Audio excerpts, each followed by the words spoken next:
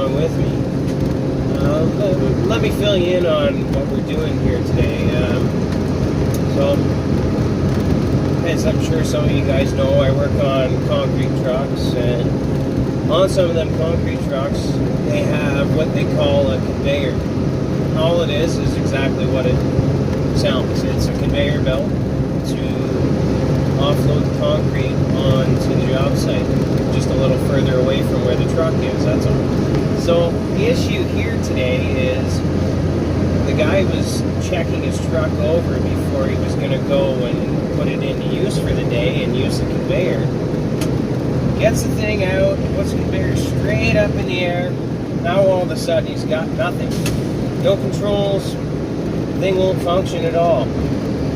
So he calls me, I walk him through a couple steps that I would take before I decided to look any further into it, which involves me going on a service call. Anyways, nothing found. So here we are. We're heading northwestish, I guess, about 40 minutes away to one of the other locations that my company has. So yeah, stick around and see what we can find.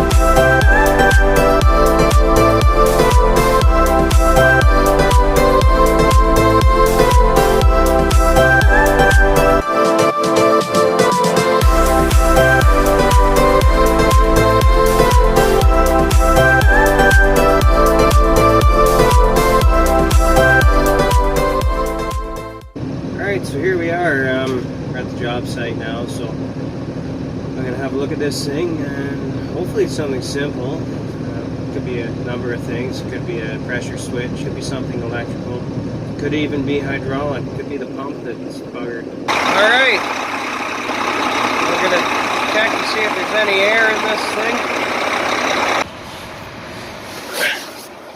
Alright, engage the PTO.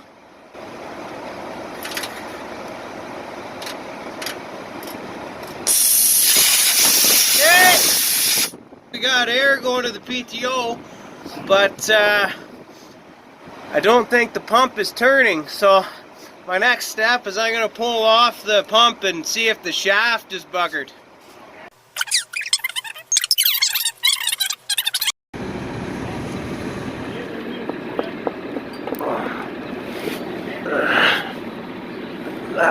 Look at this pump here.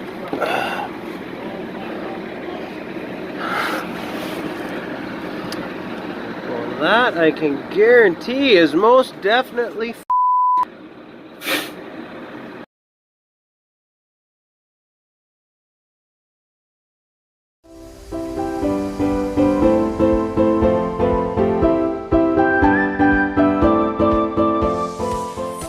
So now that we're back in the truck here, how about a little bit of a recap on what was going on. So basically what it was the guy had the PTO engaged, and he had the conveyor out on his truck, and then all of a sudden it just quit working. We walked him through a few steps and still couldn't come up with anything. So basically what I did is I went under there, I checked to see if there's any air going to the clutch packs, which there was, and everything was fine there. Next step was, and my suspicion here was, the splines were worn on the pump. So pulled that out, and sure enough, now we need a new pump. Problem is, this truck's got its conveyor strung out, and we're in the middle of nowhere. All you need is really just a couple old cotter pins, and just cut them into a few sections, and then you lay them inside the PTO drive. Now, what you do is you try and install the pump back into the drive.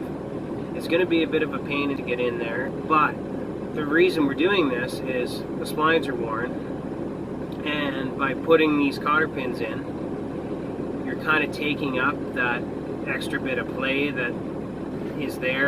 And all we're doing is just getting this pump running enough to get the conveyor back on the truck.